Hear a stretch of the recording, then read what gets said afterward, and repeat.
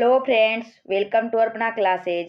इस सेशन में हम लोग प्राचीन भारत के ऐतिहासिक स्रोत से संबंधित कुछ महत्वपूर्ण क्वेश्चंस को देखेंगे जो आने वाले जैसे Bihar ESI, Bihar SI, NTPC and BPSC सभी के लिए समान रूप से उपयोगी होगा। इसमें हम लोग वन लाइनर के रूप में क्वेश्चंस को देखेंगे। तो फर्स्ट क्वेश्चन है, किसी व्यक्ति, समाज अथवा देश से संबंधित महत्वपूर्ण, विशिष्ट एवं सार्वजनिक क्षेत्र की घटनाओं, तथ्यों आदि का कालक्रमिक विवरण क्या कहलाता है? इस क्वेश्चन का सही जवाब होगा इतिहास। नेक्स्ट क्वेश्चन है, इतिहास का पिता किसे कहा जाता है? इतिहास का पिता किसे कहा जाता है? इस क्वेश्चन का सही जवाब होगा हेरोडोटस को। किसे कहा जाता है?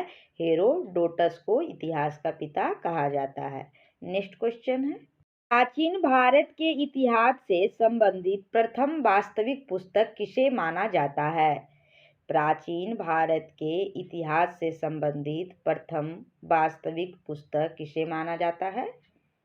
इस क्वेश्चन का सही जवाब होगा राजतरंगिणी को। किसे माना जाता है? राजतरंगिणी को। नेक्स्ट क्वेश्चन है, उत्कीर्ण चिन्ह वाले प्राचीनतम सिक्के क्या कहलाते हैं? उत्कीर्ण चिन्ह वाले प्राचीनतम सिक्के को क्या कहते हैं? इस क्वेश्चन का सही जवाब होगा आहत सिक्के। नेक्स्ट क्वेश्चन है, सिक्कों के अध्ययन को कहा जाता है? सिक्कों के अध्ययन को क्या कहा जाता है? इस क्वेश्चन का सही जवाब होगा मुद्रा शास्त्र। सिक्कों के अध्ययन को मुद्रा शास्त्र कहा जाता है। नेक्स्ट क्वेश्चन है, भारत में प्रागैतिहासिक खोज करने का श्रेय किसे दिया जाता है? भारत में प्रागैतिहासिक खोज प्रारंभ करने का श्रेय किसे दिया जाता है? क्या होगा सही जवाब? इस क्वेश्चन का सही जवाब होगा डॉक्टर प्राइमरोज को। भारत में प्रागैतिहासिक खोज प्रारंभ करने का श्रेय डॉक्टर प्राइमरोज को दिया जाता है। नेक्स्ट क्वेश्चन है, प्राचीन भारतीय इतिहास को जानने के लिए किन स्रोतों का प्रयोग किया जाता है? प्राचीन भारतीय इतिहास को जानने के लिए किन किन स्रोतों का प्रयोग किया जाता है? क्या होगा इसका सही जवाब? इस क्वेश्चन का सही जवाब होगा धार्मिक ग्रंथ, ऐतिहासिक ग्रंथ, पुरातात्विक साक्ष्य और विदेशी विवरण। क्या क्या है? धार्मिक ग्रंथ, ऐतिहासिक ग्रंथ, पुरातात्विक साक्ष्य और विदेशी विवरण। नेक्स्ट क्वेश्चन है, ब्राह्मी लिपि को सर्वप्रथम किस विद्वान ने पढ़ा था? ब्राह्मी लिपि को सर्वप्रथम किस विद्वान ने पढ़ा था? क्या होगा इसका सही जवाब? इस क्वेश्चन का सही जवाब होगा जेम्स प्रीशेप। ब्राह्मी लिपि को सर्वप्रथम जेम्स प्रीशेप ने पढ़ा था। कब पढ़ा था यह भी क्वेश्चन आ सकता है, 1837 ईस्वी में। नेक्स्ट क्वेश्चन है, भारत के प्राचीनतम ग्रंथ वेदों का संकलनकर्ता किसे माना जाता है? भारत की प्राचीनतम ग्रंथ वेदों का संकलनकर्ता किसे माना जाता है? क्या होगा इसका सही जवाब? इस क्वेश्चन का सही जवाब होगा महर्षि वेदव्यास। महर्षि वेदव्यास को प्राचीनतम ग्रंथ वेदों का संकलनकर्ता माना जाता है। नेक्स्ट क्वेश्चन है, भारतीय पुरातत्व सर्वेक्षण किस मंत्रालय के अंतर्गत आता है? भारतीय पुरातत्व सर्वेक्षण किस मंत्रालय के अंतर्गत आता है? क्या होगा इसका सही जवाब? संस्कृति मंत्रालय। भारतीय पुरातत्व सर्वेक्षण संस्कृति मंत्रालय के अंतर्गत आता है। नेक्स्ट क्वेश्चन है, ये प्रागैतिहासिक अध्ययन से संबंधित प्रीहिस्टोरिक इंडिया किसकी कृति है? भारतीय प्रागैतिहासिक अध्ययन से संबंधित प्रीहिस्टोरिक इंडिया किसकी कृति है? क्या होगा इसका सही जवाब? स्टुअर्ट पिगट का। किसकी है? स्टुअर्ट पिगट का। नेक्स्ट क्वेश्चन है, चीनी यात्रियों ने अपने यात्रा वृत्तांतों में भारत के लिए किस शब्द का प्रयोग किया है? चीनी यात्रियों ने अपने यात्रा वृत्तांतों में भारत के लिए किस शब्द का प्रयोग किया है? क्या होगा इसका सही जवाब? इस क्वेश्चन का सही जवाब होगा इंतु। इंतु शब्द का प्रयोग किया है भारत के लिए। किसने? चीनी यात्रियों ने। नेक्स्ट क्वेश्चन है,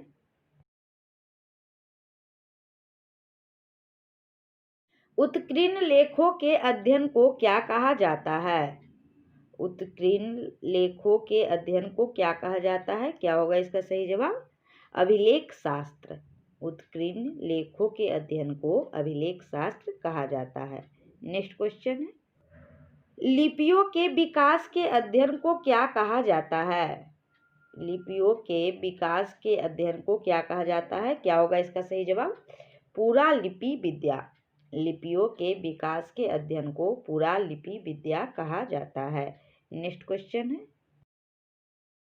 सर्वप्रथम भारतवर्ष नाम का उल्लेख किस अभिलेख से प्राप्त हुआ था? सर्वप्रथम भारतवर्ष का नाम का उल्लेख किस अभिलेख से प्राप्त हुआ था? क्या होगा इसका सही जवाब? हाथी गुफा अभिलेख से। सर्वप्रथम भारतवर्ष का नाम हाथी गुफा अभिलेख से प्राप्त हुआ था। नेक्स्ट क्वेश्चन है, पौराणिक मान्यता के अनुसार भारत के प्राचीनतम राजा कौन थे? पौराणिक मान्यता के अनुसार भारत के प्राचीनतम राजा कौन थे? क्या होगा सही जवाब? वैवस्वत मनु। पौराणिक मान्यता के अनुसार भारत के प्राचीनतम राजा वैवस्वत मनु थे। नेक्स्ट क्वेश्चन है, वायु पुराण में किस वंश का उल्लेख है?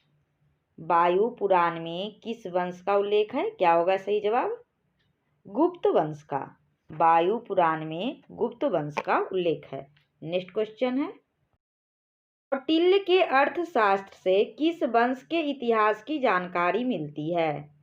कौटिल्य के अर्थशास्त्र से किस वंश के इतिहास की जानकारी मिलती है? क्या होगा सही जवाब? मौर्य वंश। कौटिल्य के अर्थशास्त्र से मौर्य वंश के इतिहास की जानकारी मिलती है। नेक्स्ट क्वेश्चन है, जैन धर्म का प्रारंभिक इतिहास किस ग्रंथ से प्राप्त होता है? जैन धर्म का प्रारंभिक इतिहास किस ग्रंथ से प्राप्त होता है? क्या होगा सही जवाब? कल्पसूत्र से। कल्पसूत्र से जैन धर्म का प्रारंभिक इतिहास प्राप्त होता है। नेक्स्ट क्वेश्चन है, मत्स्य पुराण किस वंश से संबंधित है? मत्स्य पुराण किस वंश से संबंधित है? क्या होगा सही जवाब? आंध्र सातवाहन वंश से। मत्स्य पुराण आंध्र सातवाहन वंश से संबंधित है। नेक्स्ट क्वेश्चन है, विष्णु पुराण किस वंश से संबंधित ग्रंथ है? विष्णु पुराण किस वंश से संबंधित ग्रंथ है? क्या होगा सही जवाब? इस क्वेश्चन का सही जवाब होगा मौर्य वंश। विष्णु पुराण मौर्य वंश से संबंधित ग्रंथ है। नेक्स्ट क्वेश्चन है, खरोष्टी लिपि लिखी जाती थी। खरोष्टी लिपि कैसे लिखी जाती थी? क्या होगा सही जवाब? दाएं से बाएं ओर। खरोष्टी लिपि दाएं से बाएं ओर लिखी जाती थी। नेक्स्ट क्वेश्चन है, नारद स्मृति से किस वंश के विषय में जानकारी मिलती है? नारद स्मृति से किस वंश के विषय में जानकारी मिलती है? क्या होगा सही जवाब? इस क्वेश्चन का सही जवाब होगा गुप्त वंश से। नारद स्मृति से गुप्त वंश के विषय में जानकारी मिलती है। नेक्स्ट क्वेश्चन है, स्मृति ग्रंथों में सबसे प्राचीन एवं प्रामाणिक पुस्तक कौन सी मानी जाती है? स्मृति ग्रंथों में सबसे प्राचीन एवं प्रामाणिक पुस्तक मनुस्मृति मानी जाती है। नेक्स्ट क्वेश्चन है, काल का मानक ग्रंथ किसे माना जाता है? शुंग काल का मानक ग्रंथ किसे माना जाता है? क्या होगा सही जवाब? इस क्वेश्चन का सही जवाब होगा मनुस्मृति को। मनुस्मृति को शुंग काल का मानक ग्रंथ माना जाता है। नेक्स्ट क्वेश्चन है, स्त्री को पुरुष की अर्धांगिनी किस ग्रंथ में कहा गया है? स्त्री को पुरुष की अर्धांगिनी किस ग्रंथ में कहा गया है? क्या होगा सही जवाब? इस क्वेश्चन का सही जवाब होगा शतपथ ब्राह्मण में। स्त्री को पुरुष की अर्धांगिनी शतपथ ब्राह्मण में कहा गया है। नेक्स्ट क्वेश्चन है, पूरा लेख विद्या से क्या अभिप्राय है? पूरा लेख विद्या से क्या अभिप्राय है? क्या होगा सही जवाब? शिलालेखों का अध्ययन। पूरा लेख विद्या से अभिप्राय है शिलालेखों का अध्ययन। नेक्स्ट क्वेश्चन है, पुरावशेष का महानतम अन्वेषक किसे माना जाता है? पुरावशेष का महानतम अन्वेषक किसे माना जाता है? क्या होगा सही जवाब? डार्विन को। नेक्स्ट क्वेश्चन है, इबन बतूता का यात्रा वृत्तांत किस नाम से प्रसिद्ध है? इबन बतूता का यात्रा वृत्तांत किस नाम से प्रसिद्ध है? क्या होगा सही जवाब? इस क्वेश्चन का सही जवाब होगा रेहला। इबन बतूता का यात्रा वृत्तांत रेहला के नाम से प्रसिद्ध है। और इसके बारे में अन्य तथ्य महत्वपूर्ण है, जैसे इबन बतूता मोरक्को का यात्री था। कहाँ का यात्री था? मोरक्को का यात्री था, जो भारत में मोहम्मद बिन तुगलक के शासनकाल में आया था। ह्वेनसांग ने किस विश्वविद्यालय में बौद्ध धर्म का अध्ययन किया था? क्या होगा सही जवाब? इस क्वेश्चन का सही जवाब होगा नालंदा विश्वविद्यालय। ह्वेनसांग ने नालंदा विश्वविद्यालय में बौद्ध धर्म का अध्ययन किया था। नेक्स्ट क्वेश्चन है, स्तंभ लेख से किसकी जानकारी मिलती है? बौद्ध स्तंभ लेख से किसकी जानकारी मिलती है? क्या होगा सही जवाब? इस क्वेश्चन का सही जवाब होगा शुंग काल की। बौद्ध स्तंभ लेख से शुंग काल की जानकारी मिलती है। नेक्स्ट क्वेश्चन है, ह्वेनसांग ने अपनी यात्रा वृत्तांत का वर्णन किस पुस्तक में किया है? ह्वेनसांग ने अपनी यात्रा वृत्तांत का वर्णन किस पुस्तक में किया है? क्या होगा सही जवाब? इस क्वेश्चन का सही जवाब होगा सियूकी में। ह्वेनसांग ने अपनी यात्रा वृत्तांत का वर्णन सियूकी में किया है। नेक्स्ट क्वेश्चन है, अरबी भाषा की पुस्तक किताब उल हिंद की रचना किसने की थी? अरबी भाषा की पुस्तक किताब उल हिंद की रचना किसने की थी? क्या होगा सही जवाब? इस क्वेश्चन का सही जवाब होगा अल बरूनी ने। अरबी भाषा की पुस्तक किताब उल हिंद की रचना अल बरूनी ने की थी। नेक्स्ट क्वेश्चन है, मोरक्को की यात्री इबन बतूता भारत में किसके दरबार में आया था? मोरक्को का यात्री इबन बतूता भारत में किसके दरबार में आया था? क्या होगा सही जवाब? इस क्वेश्चन का सही जवाब होगा मोहम्मद बिन तुगलक। मोरक्को का यात्री इबन बतूता मोहम्मद बिन तुगलक के दरबार में आया था। नेक्स्ट क्वेश्चन है, मोहम्मद बिन तुगलक ने इबन बतूता को किस पद पर नियुक्त किया था? मोहम्मद बिन तुगलक ने इबन बतूता को किस पद पर नियुक्त किया था? क्या होगा सही जवाब? इस क्वेश्चन का सही जवाब होगा दिल्ली का काजी। मोहम्मद बिन तुगलक ने इबन बतूता को दिल्ली के काजी के पद पर नियुक्त किया था। नेक्स्ट क्वेश्चन है, मार्को पोलो के द्वारा किस राज्य की यात्रा का उल्लेख मिलता है? क्या होगा सही जवाब? मार्को पोलो ने किस राज्य का यात्रा किया था? इस क्वेश्चन का सही जवाब होगा पांड्य राज्य का। मार्को पोलो ने पांड्य राज्य का यात्रा किया था।